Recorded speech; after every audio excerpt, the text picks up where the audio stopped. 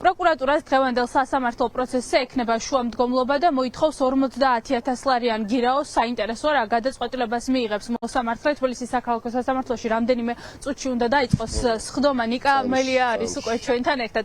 ბატონო ნიკა, მოითხოვენ გირაოს 50,000 ლარის ოდენობით. რა გექნება დღევანდელ სასამართლო პროცესზე სათქმელი და გადაიხდით თუ არა ამ გირაოს თუ ეს შუამდგომლობა დაგმოვაკდება? რა მოლოდინი შეიძლება მე მაქვს ერთი მოლოდინი, ისე როგორც უდიდეს ნაწილს ამ ქვეყანაში ვინც ცხოვრობთ.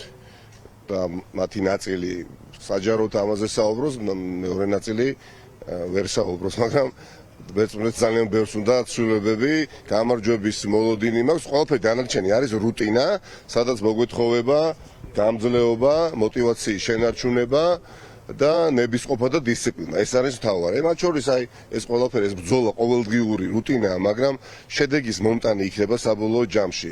ახლა არალეგიტიმურმა ხელისუფლებამ, რომელმაც გააყალბა არჩევნები და ისინი ოპოზიციას კი არ დევნიან. ეს ოპოზიცია ხშირად გვაუწყდება ჩვენს, ვაღიარ პოლიტიკოსებსაც, ჟურნალისტებსაც და ბევრს. გამარჯვებულია დღეს. ამ ოპოზიციურმა პარტიებმა დღეს ქვეყანაში ვინც არ გაიმარჯვეს, მაგრამ დაწერა სხვა ივანიშვილმა, ხო? ამიტომ არავინ დემოკრატიულ სოფლიოში მათი არჩევნების შედეგები არ ცნო. არალეგიტიმურმა პარლამენტმა რაღაცა არალეგიტიმური თავყრილობა გამართა, წულუკიანი ჩაუყენა სათავეში, მაგიდის ერთ თავში იჯდა ამასინად წულუკიანი, მეორე მაგიდის თავში იჯდა ბატონი, რომელიც დაიბარა და დასაკითხა და ერთმანეთს ეჩხუბებოდნენ თავის დროზე მელია უნდა დაეჭირა თუ არ დაეჭირა და გირა უნდა გადამეხადა თუ არ გადამეხადა და აი იქ რო არ მივედი, მეორე გირაოს გვაკისრებენ, მაგრამ არაფერი როგორც აღნიშნე ეს არის რუტინა.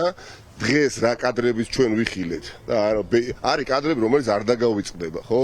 აითად და ისე როგორც ბევრ ადამიანს არ დაგავიწყდება ეს 8 წლის ბავშვი მარიამ ბაჯელიძეს შვილი, რომელიც შეშინებული საკუთარ საძინებელში იყო შეყუჟული საბანში და ყველას ხობს შვილები.